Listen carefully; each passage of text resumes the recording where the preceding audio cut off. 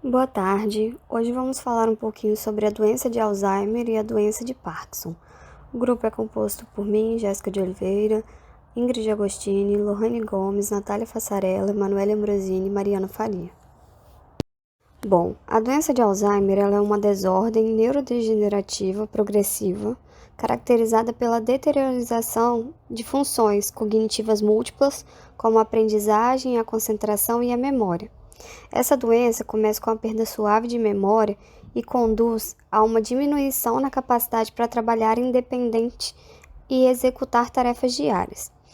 Os estudos recentes, eles determinam uma predileção do gênero com a doença. Conforme as pesquisas, as mulheres elas têm um risco mais alto de afecção pela doença do Alzheimer se comparada aos homens.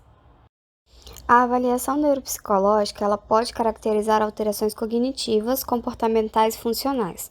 Como outros testes, a avaliação neuropsicológica ela possui limitações e deve ser interpretada em conjunto com outras informações clínicas, de imagem e laboratorial.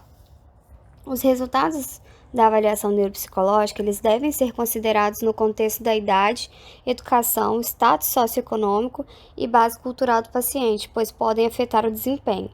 A testagem neuropsicológica ela é exigida para o diagnóstico da doença de Alzheimer pela maioria dos critérios de diagnóstico vigentes. Agora a gente vai falar um pouquinho sobre a etiologia do Alzheimer. E o Alzheimer ele tem uma etiologia incerta. A maior parte dos casos é esporádica e tem um início tardio a partir de 65 anos de idade. O risco de desenvolver a doença ele é melhor previsto pela idade. No entanto, cerca de 5 a 15% dos casos são familiares, e metade desses casos eles têm um início precoce, com uma idade menor que 65 anos. Normalmente, eles estão relacionados a mutações genéticas específicas. Foi identificado pelo menos 5 locos genéticos distintos, localizados nos cromossomos 1, 12, 14, 19 e 21, e eles influenciam o início e a progressão da doença. A relação também de outros fatores, como por exemplo, níveis baixos de hormônio, exposição a metais como alumínio, chumbo e exposição ao álcool, escolaridade, eles estão sendo estudados, mas ainda não foi feita nenhuma conexão, certa com a doença de Alzheimer. O Alzheimer ele vai ser classificado em estágios diferentes de acordo com a severidade, a resposta inflamatória e o tipo de início ou de disparador. Primeiro, a gente vai falar a classificação baseada na severidade da doença, que pode ser um Alzheimer suave, que vai incluir, assim, no começo, um prejuízo cognitivo, que vai causar pequenas dificuldades, como recordar da rotina diária, tarefas do trabalho, pagamento de conta, entre outros. Esses sintomas, eles não são muito sérios. Os pacientes, eles controlam essa fase, porém, eles têm uma dificuldade ali, uma certa dificuldade, porque eles vão demorar muito mais tempo para realizar tarefas que antigamente, eles faziam rapidamente. Já no Alzheimer moderado, vai ter uma quantia significativa de dano neural. E os sintomas, consequentemente, vão ser mais intensos. Vai ter uma maior confusão, devido à quantidade de perda de memória, vai se tornar mais dependente e mesmo que fisicamente ágeis, eles não podem executar tarefas rotineiras porque as desilusões elas tomam sobre o processamento sensorial dos seus pensamentos. No Alzheimer severo, como as chapas e a propagação dos emaranhados, os neurônios, eles começam a morrer. Então, vai consequentemente tendo um encolhimento do tecido do cérebro. Vai, atrofiando o tecido cerebral. E esses pacientes, então, eles são tipicamente acamados e eles podem mal, ter uma comunicação normal. Na classificação baseada na resposta inflamatória, o Alzheimer ele é categorizado em 3 subtipos. O inflamatório, que além dos sintomas comportamentais e cognitivos, este subtipo ele vai exibir a albumina de soro alta em relação à da globulina e ao nível elevado da proteína C reativa, em resposta a essa inflamação. O não inflamatório, ele não vai exibir os biomarkers inflamatórios elevados, contudo, vai aparecer outras anomalias metabólicas que são, geralmente associadas a essa circunstância. E o cortical. O subtipo cortical ele é causado por uma deficiência do zinco durante todas as várias regiões do cérebro. E mesmo que não haja nenhuma resposta inflamatória associada com esse subtipo, vai causar anomalias no funcionamento normal do cérebro, que vão, conduzir à doença do Alzheimer. A classificação baseada no tipo do início ou de disparador vai ser um C do início, que é o subtipo da doença de Alzheimer, que afeta pessoas abaixo de 65 anos de idade, Então, por isso que ele é referido como C do início. E essa circunstância, ela é muito rara, ela acontece em 5 dos 100 pacientes de Alzheimer. As mudanças também acontecem quando os pacientes geralmente alcançam seus 40 segundos atrasados ou 50 segundos adiantados. E as características distintas dessa circunstância, elas são consideradas o resultado de um defeito no cromossoma 14. O tardio início Alzheimer, que é a grande maioria, afeta o pessoal a partir de 65 anos de idade. E o disparador genético exato, ele não foi identificado ainda. Contudo, tem diversos fatores de risco, eles foram nomeados por cientistas e uma pesquisa mais adicional já está em curso. E também temos uma outra subcategoria da circunstância da doença de Alzheimer familiar, a FAD, que também é muito raro, ocorre em cada um de 100 casos.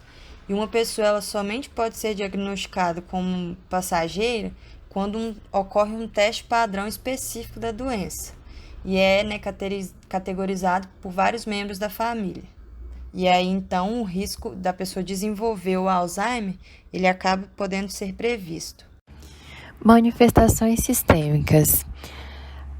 No estágio inicial, a duração é em média de 0 a 4 anos. O paciente ele vai apresentar deficiência de memória recente, terá um declínio no pensamento e dificuldade de atenção e fluência verbal. No estágio intermediário, a duração é em média de 2 a 8 anos. Ele apresentará distúrbios cognitivos, tendo a personalidade afetada, perdas cognitivas adicionais, distúrbios de linguagem, repetições das palavras, interferência nas atividades ocupacionais, ele vai ter incapacidade de cuidar de si mesmo, tendo, então, alto risco de acidentes secundários. Ele é um paciente agitado, ele não tem muita compreensão e apresentará atitudes agressivas. No estágio avançado, a duração é em média de 6 a 10 anos. Ele apresentará contraturas musculares, que é uma característica universal desse estágio, comprometimento no grau de lucidez e vigília, terá uma desorientação profunda, apatia, dependência total, incontinência fecal e urinária, perda completa da memória recente e sintomas associados a esse estágio a agressividade, alucinações, hiperatividade, irritabilidade e depressão. Manifestações orais em pacientes com Alzheimer. Diante do fato da progressão da doença do Alzheimer, os pacientes se tornam cada vez mais incapazes de completar os cuidados mais simples da sua saúde bucal. Os sintomas no primeiro estágio da doença vai incluir uma diminuição da higiene oral, inabilidade de controlar ou reter próteses e problemas relacionados à mastigação. Os pacientes acometidos pela doença estão suscetíveis a um grande número de problemas no que se diz respeito à saúde bucal. Além disso, a evolução da doença pode acarretar em deterioração completa da saúde bucal e da sua função. Dentre os efeitos colaterais das diversas medicações utilizadas para tratar os sinais e os sintomas dessa doença, a xerostomia é provavelmente a mais comum. A hipossalivação, que é a mesma coisa que xerostomia, é a redução consideravelmente da lubrificação dos tecidos mucosos, resultando no aumento da secura da mucosa oral e dos lábios, que pode então aumentar o potencial de abrasões e ulcerações das mucosas. E também pode dificultar reter próteses removíveis. E não sendo bastante, a redução do fluxo salivar colabora também para a alteração na flora oral normal e perda da capacidade de tampão da saliva, que favorece um aumento em potencial para a formação de placa, gengivite, doença periodontal e cárie. Sendo assim, uma forma eficaz de proporcionar um alívio sintomático da hipossalivação e prevenir a doença cárie por meio do uso de salivas artificiais e uso de fluoroterapia, respectivamente. O tratamento odontológico da doença de Alzheimer, na fase inicial, o paciente, apesar dos esquecimentos contínuos, ele pode ser submetido ao tratamento em nível de consultório. Tem que ter todo um planejamento preventivo para ser feito nessa fase, porque ao decorrer da doença, a dificuldade do paciente ir ao dentista ele aumenta. Então, ela constitui o momento adequado para realizar qualquer tipo de procedimento clínico odontológico e preparar da melhor forma possível as condições do sistema estomatognático. Dentre as práticas de atenção à saúde bucal, a gente pode citar a orientação sobre a higiene bucal, o controle de placa bacteriana, restaurações que tenham caráter funcional, ajustes oclusais, reembasamento das próteses, tratamento periodontal como combate à gengivite e periodontite e tratamento de algumas patologias. Então, é da competência e responsabilidade do cirurgião dentista adequar o meio bucal desse paciente, com o sentido de melhorar a fisiologia do sistema estomatognático e principalmente de orientar os próprios pacientes, cuidadores e familiares a respeito da manutenção da higiene bucal. Algumas técnicas que podem ser utilizadas, uma delas é a escova elétrica, que ela constitui um suporte técnico importante, mas vai depender da habilidade do cuidador ou do familiar responsável. E nessa fase é que deve-se fazer um minucioso planejamento do plano de tratamento e preservação das condições clínicas do paciente, ou seja, a gente deve antecipar a necessidade de futuros problemas da saúde bucal desses pacientes. Na fase intermediária, o cirurgião dentista ele deve estar bastante atento a essa etapa da doença, pois é o estágio que já ocorre dificuldades na expressão de linguagem, principalmente em relação à dor. Então, ela caracteriza pela necessidade constante de acompanhamento do paciente às idas ao consultório odontológico. Então, é nessa fase que inicia uma semi-independência das atividades, principalmente da higienização bucal e da manutenção das condições favoráveis a uma boa saúde. Também inicia o estabelecimento da falta de cooperação do paciente em aceitar a realização de intervenções odontológicas. Mas é nessa fase que a gente pode iniciar a odontologia domiciliar. É importante ter um planejamento odontológico caracterizado para a realização das principais necessidades, com o intuito da remoção de possíveis focos de infecção, como problemas periodontais, e principalmente a eliminação de qualquer fator possível determinante de dor. A possibilidade também da realização de procedimentos odontológicos sobre sedação, mas nesse caso o planejamento ele tem que ser realizado junto com o médico. A sedação consciente com o óxido nitroso, ela deve ser realizada por dentistas devidamente habilitados e é uma alternativa viável que pode ser realizada no ambiente de consultório. E outra alternativa é a prescrição de benzodiazepínicos, como os ansiolíticos, e essas ações elas vão facilitar muito a intervenção odontológica e evitar o estresse do paciente. Então, a fase final. É importante a gente lembrar que o cirurgião dentista ele faz parte de um ciclo de atenções à saúde do paciente. Então, grandes discussões são importantes com os outros profissionais envolvidos a respeito da real necessidade da intervenção odontológica, se vai ter realmente caráter decisivo no andamento da doença. Porque as condições mínimas de saúde bucal, elas têm que ser priorizadas.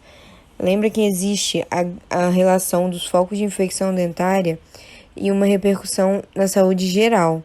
Por exemplo, em casos como morte relacionada à pneumonia aspirativa em idosos e a falta de condição bucal favorável desses pacientes. Então, os idosos dependentes em domicílio, casas de repouso, hospitais e na terapia intensiva, eles merecem uma atenção específica e permanente. E o cirurgião dentista, ele deve estar inserido na elaboração do plano de tratamento e na manutenção das condições de saúde bucal. Essa fase tem que ser evitada em realização de tratamentos complexos e demorados. O profissional ele tem que atuar exclusivamente na remoção dos focos infecciosos e na sintomatologia dolorosa, que vão acabar afetando a condição geral de saúde. Ter uma orientação, uma técnica correta e uma adaptação do cirurgião dentista a esse novo contexto, elas vão ser determinantes para o sucesso do plano de tratamento e para as necessidades do momento.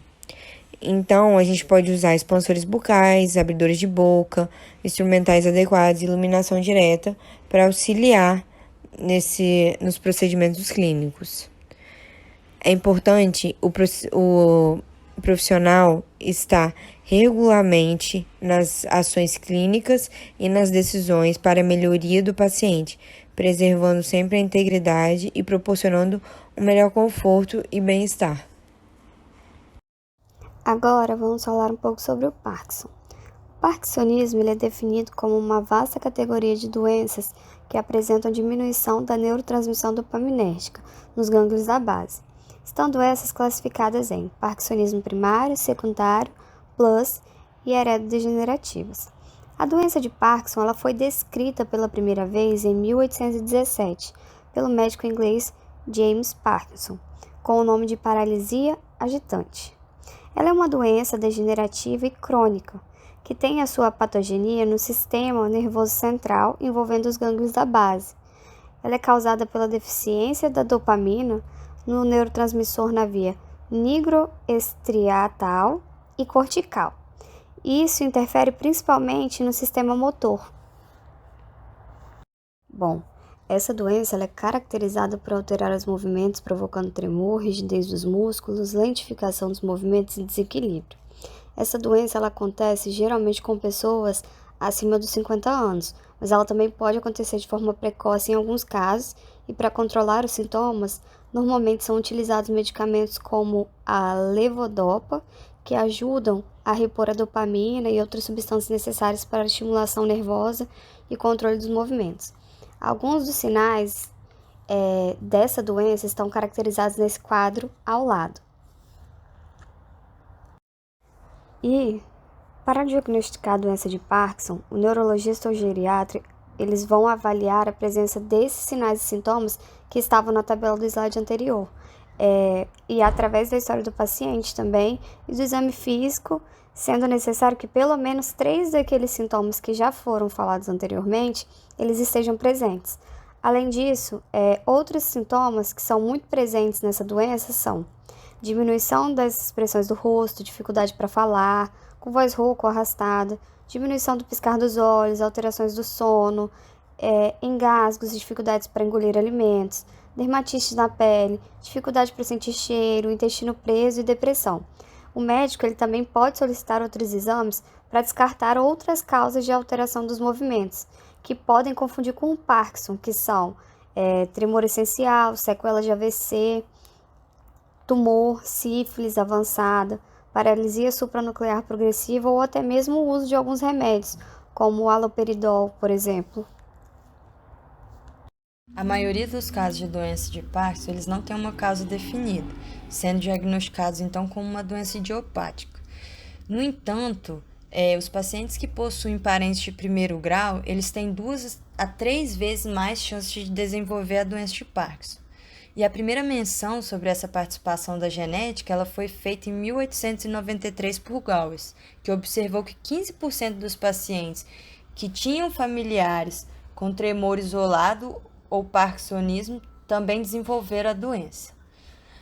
A principal hipótese para a causa da doença de Parkinson é que os indivíduos com predisposição genética, ao serem expostos a agentes tóxicos do meio ambiente, eles teriam as condições necessárias para poder desenvolver a doença. Então, já tem ali, a causa genética e na parte do fenótipo, ao ser exposto, ao meio ambiente, ele acelera ali para poder causar, a doença de Parkinson, devido a já predisposição genética. A gente também tem as anormalidades do estresse oxidativo, que a glutationa ela é uma enzima utilizada pela célula para poder se defender dos radicais livres, né, que se comportam ali como toxinas internas. Então, essa ação ela vai ser do tipo antioxidativo, por retirar, né, o peróxido de hidrogênio do espaço intracelular. E também temos a falha do sistema proteossomo-ubiquitina.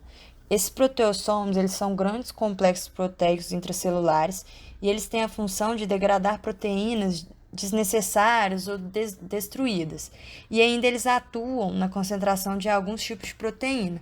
O processo de degradação ele vai formar peptídeos que podem se subdividir em aminoácidos, que vão servir de base para a síntese de novas proteínas.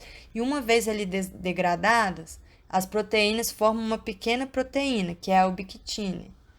E vários estudos sugerem que falhas nesse sistema de eliminação proteica eles podem contribuir para a lise celular, né, que vai ocorrer então o desenvolvimento do Parkinson. Nos estágios da doença de Parkinson, a gente tem o estágio 1, que nesse início os sintomas eles não vão interferir nas atividades do cotidiano. Os tremores e as dificuldades motoras eles vão atingir apenas um lado do corpo e por isso vai acabar se passando despercebido. As pessoas mais próximas, porém, elas já podem assim, perceber algo diferente na postura, no caminhar, nas expressões faciais. No estágio 2, os tremores, a rigidez muscular e as dificuldades motoras, elas vão atingir os dois lados do corpo. O paciente, então, consequentemente, ele vai andar mais devagar, ter passos mais curtos, a fala ela já não vai ser tão clara, o tom de voz ele vai diminuir e ainda é possível ser independente e ter autonomia para se cuidar sozinha, mas as tarefas vão demandar mais tempo para ser finalizadas. E a evolução do primeiro estágio para o segundo pode, né, demorar meses ou anos, isso aí não tem como a gente prever. No estágio 3, os sintomas eles vão ficar mais evidentes e a doença vai ser então mais comprometedora. Os movimentos cada vez mais lentos, vai faltar equilíbrio para ficar em pé, para poder andar, vai ocorrer quedas com maior frequência, comer e vestir roupa sem a ajuda de alguém é um grande desafio, geralmente, né, não consegue. E terapias complementares, como a terapia ocupacional, elas ajudam bastante a manter a autonomia do paciente. No estágio 4, os sintomas já estão bem mais graves e tornam o paciente incapacitado. E muitos pacientes eles já precisam de ajuda para poder andar, realizar pequenas tarefas do cotidiano. E é do estágio 3 para o 4 que a maioria dos pacientes eles perdem a sua autonomia. Vão precisar, então, né, de um cuidado ali, seja de um cuidador ou de algum parente, né? E morar sozinho se torna impossível, devido à dependência de ajuda. No estágio 5, que é o estágio, né, o último estágio mais avançado, a rigidez das pernas, ela impede o paciente de andar, né? Muitos pacientes passam a usar cadeira de roda ou ficam a maior parte do tempo acamados. E neste estágio, muitos apresentam delírios, alucinações e os efeitos colaterais provocados pelas medicações, eles superam os benefícios, né?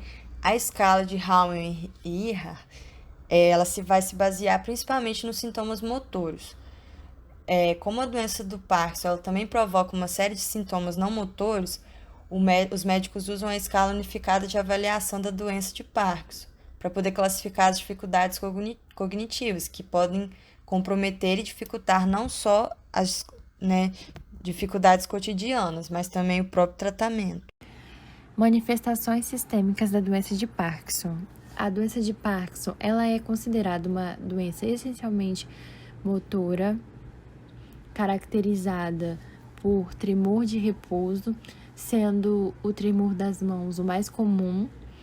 Só que, no entanto, pernas, pé e até mesmo queixo, eles são afetados também.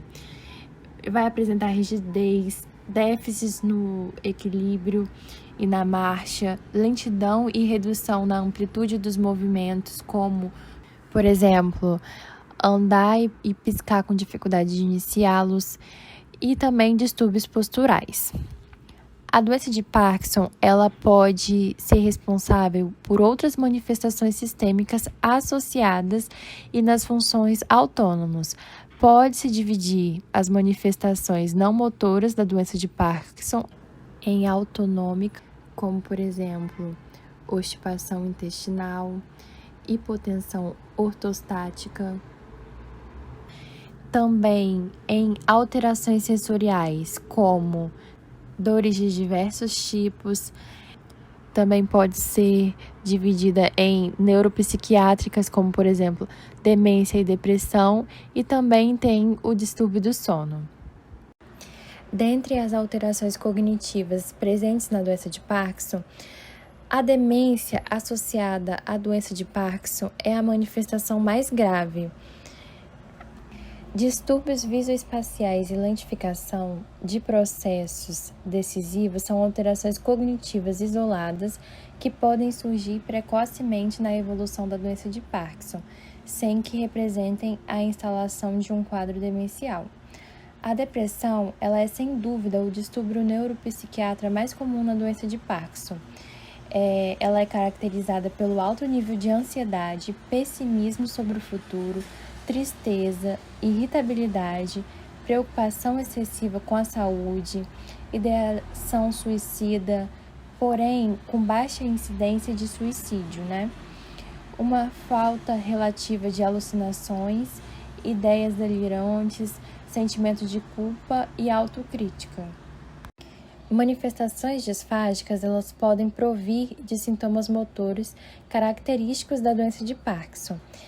E à medida que a doença progride, os sinais e sintomas motores se tornam cada vez mais característicos, podendo causar invalidez, nutrição deficiente e menor expectativa de vida nos portadores da doença.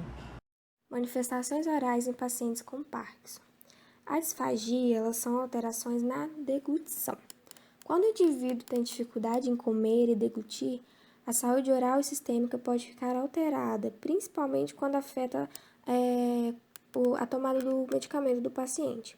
A disfagia também pode levar a cialorreia, que está relacionada com a maior incapacidade para manter a boca fechada por hipotonicidade muscular, dificultando o posicionamento do lábio. A excessiva salivação leva à limpeza frequente dos lábios, o que pode causar também a queilite angular. Outra manifestação oral comum de disfagia é o refluxo gastroesofágico. Este pode causar erosão dentária, resultando no aumento da sensibilidade. Outra manifestação é a xerostomia, que é uma sensação de boca seca, considerada a manifestação bucal mais comum dos pacientes com Parkinson e estimulador do aparecimento da cárie dental e da doença periodontal, que pode interferir na fala devido à falta da saliva na boca, causar ulcerações, desconforto oral e problemas com retenção de próteses também. Sensação de ardor oral. O Parkinson é também conhecida como a síndrome da boca ardente. Essa síndrome é 5 vezes mais prevalente em pacientes com Parkinson do que em indivíduos saudáveis. Normalmente, ela pode estar associada à medicação com levodopa, que promove a mastigação parafuncional, e pode derivar de deficiências minerais, vitaminas ou desequilíbrios hormonais. Os locais mais comuns dessa síndrome são a língua, lábio, palato duro e rebordo alveolar de indivíduos desdentados. A cárie dentária e a doença periodontal nos pacientes com Parkinson apresentam a maior prevalência de cárie, porque, devido às limitações motoras, os pacientes encontram muita dificuldade em escovar os dentes, passar o fio dental. Então, o cirurgião dentista deve estar devidamente habilitado para cuidar desses pacientes sempre que for solicitado, atento a todos os sinais, sintomas que esses pacientes apresentarem na cavidade oral ou fora dela. Os tratamentos odontológicos na doença de Parkinson. Então, em decorrência das disfunções motoras e não motoras e dos efeitos colaterais das medicações desse tratamento, os indivíduos com essa doença, eles vão apresentar muitos problemas orofaciais. E aí a higiene bucal, ela fica severamente comprometida por conta da falta de controle muscular, por conta de depressão e de problemas cognitivos que o paciente pode apresentar. O conjunto de problemas de saúde, ele justifica essa frequência de desgaste dental, de doenças periodontais, da cárie dentária e da perda precoce de dentes.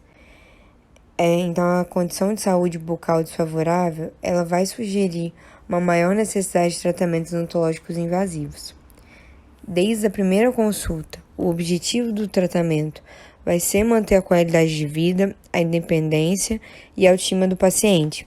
Mesmo que seja difícil comunicar com ele, é importante se esforçar, a menos que o paciente apresente alguma demência grave que impossibilite a comunicação.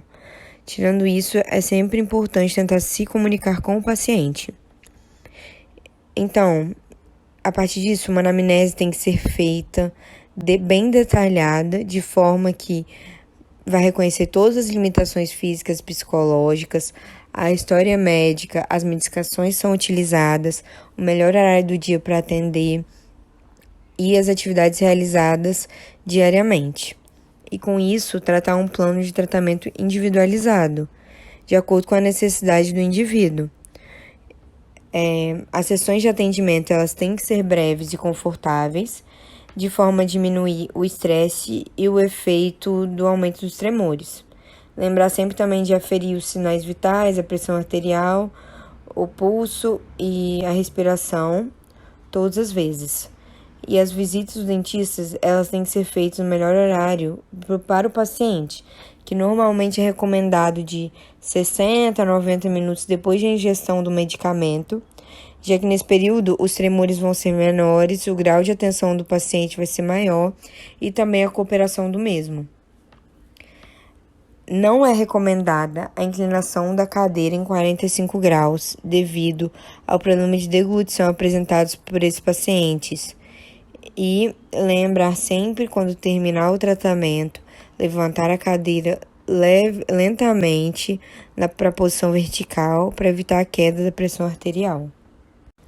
O cirurgião dentista ele deve apostar em procedimentos preventivos, como as profilaxias e a aplicação de flu, com o intuito de evitar o aparecimento de cáries. E em pacientes dentados, avaliar a qualidade de próteses presentes. Então, é importante também instruir as técnicas de higiene oral, como a técnica de escovação, o uso do fio dental e a limpeza das próteses removíveis. Para pacientes com muitas limitações motoras, pode ser indicado o uso da escova elétrica e o uso da escova adaptável. Mas como medida preventiva, é necessário também as visitas ao dentista sejam mais regulares, à medida que com o avanço da doença. Em alguns casos, é necessário contraindicar a extração dos elementos dentários, pois os mesmos podem ajudar e diminuir os movimentos e tremores da mandíbula. O uso da anestesia local, ele não é contraindicado, ele pode ser utilizado, anestesia local, a não ser que o paciente apresente algum problema médico associado ao Parkinson, e a sedação intravenosa ou analgesia com óxido nitroso, eles podem ser empregados para diminuir o tremor. Quando a doença está em estágios mais avançados, em que o paciente não consegue estabilizar a cabeça para atendimento, o cirurgião dentista ou auxiliar de saúde bucal, ele pode segurar a cabeça, fixando a mandíbula com as mãos, e em casos mais graves, utilizar o uso das correias acolchoadas e as fitas de amarração. Para auxiliar a medicina dentária preventiva, o cirurgião dentista ele deve sempre realizar profilaxias e aplicação de flu para evitar o aparecimento futuro de cárie, como eu já havia falado, mas também pode prescrever cremes dentais fluoretados e géis de clorexidina. Também ensinar a melhor técnica de escovação, porque com o agravamento da doença, talvez seja necessário indicar o uso da escova elétrica ou o uso da escova de dentes adaptadas. E lembrar que a educação, motivação e preservação, após qualquer tratamento realizado, eles são fundamentais para o sucesso. E, por fim, outro fator importante para o sucesso do tratamento odontológico com os pacientes da doença de Parkinson é a informação e conscientização do cuidador e do responsável, que deve estar ciente da sua responsabilidade com a higiene oral para evitar as possíveis complicações.